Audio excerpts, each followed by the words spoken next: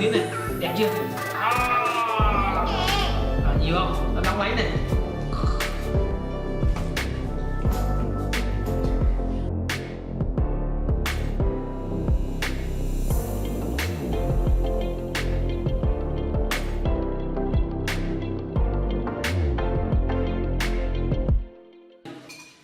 Làm salami nhá.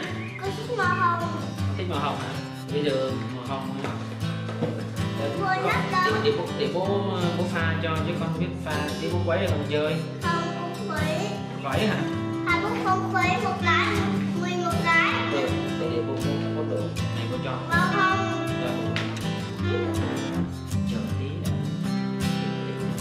Màu hồng ấy. Không màu hồng. Quấy là quấy, chưa quấy mà. Màu hồng.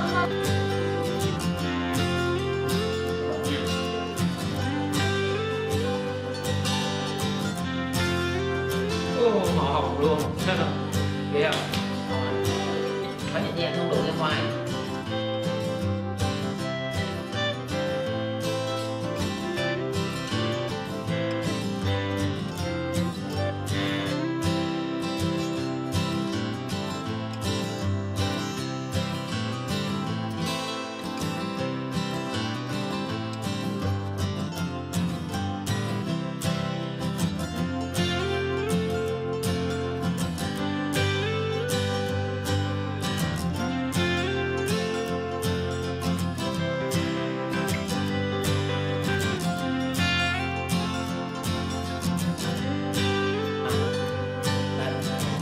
Đổ đây mà em đổ con này được. Rồi chơi đi. Bây giờ mình làm màu khác. Từ từ chưa chơi mà. Từ từ bố còn không phải. Ý dám được rồi.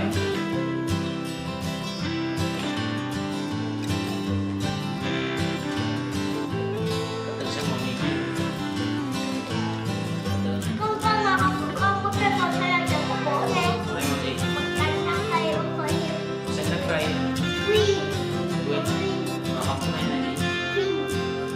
Pink nhé. Đây là màu xanh lá cây. Đẹp lắm. Con bố cho của bố, không cho của con. Con cho màu hồng của con. Con khuấy con được rồi. Chơi nhẹ thôi, chơi nhẹ thôi.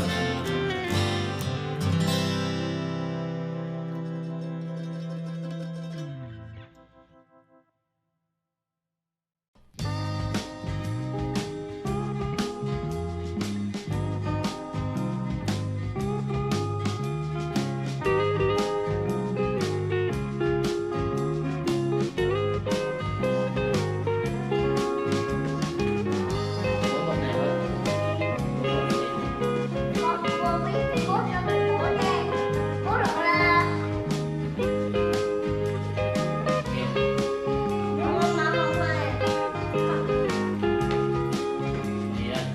Màu lá cây màu hồng này. Có gì nè, con bọc ra rồi nè, cái gheo.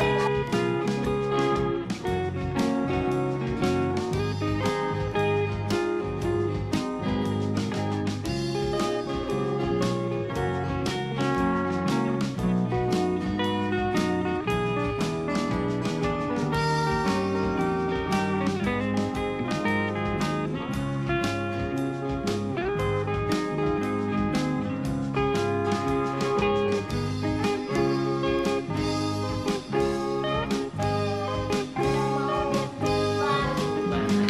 Bây giờ mình làm màu đỏ. Màu vàng là gì nè? Bây giờ mình làm màu đỏ mà. Màu vàng chưa làm được mà. Bây giờ màu đỏ hả? Bây giờ làm màu đỏ hả bố?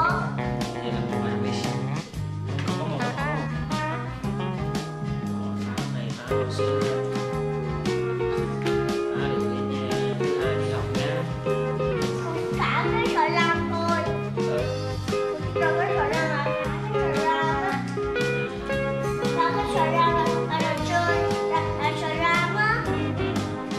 Lam qua đâu rồi nè. Lam không có đâu rồi bố ơi. Lam không có đâu rồi. Nó trộn những cái màu xanh lá cây đâu thấy màu hồng nữa.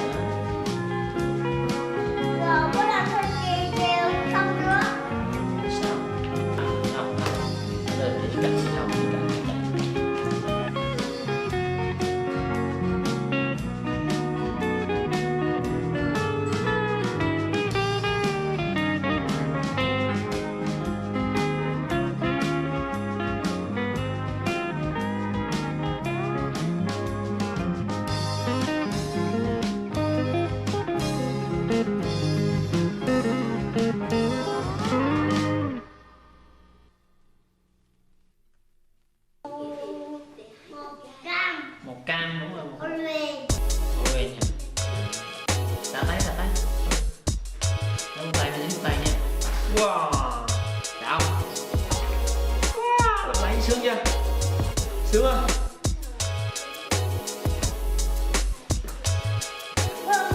Con ngọt cái vậy? Wow, đúng rồi, tím màu trắng này. Wow, thích chưa? Màu trắng là gì? Quay. Con ăn là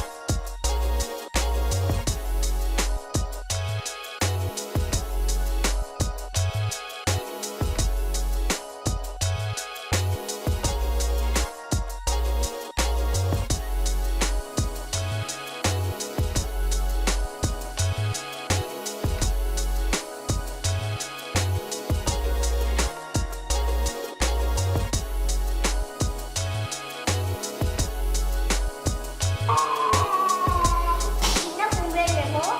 Ghê không? Bố thả xuống đi. À, cái tuyến này, đẹp chưa? Nhiều không? Tao đóng máy này.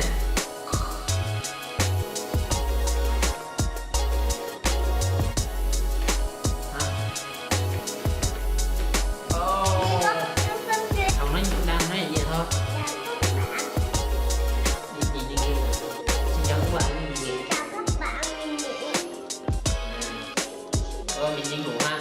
Bây giờ tay bây giờ mình thay cái đồ để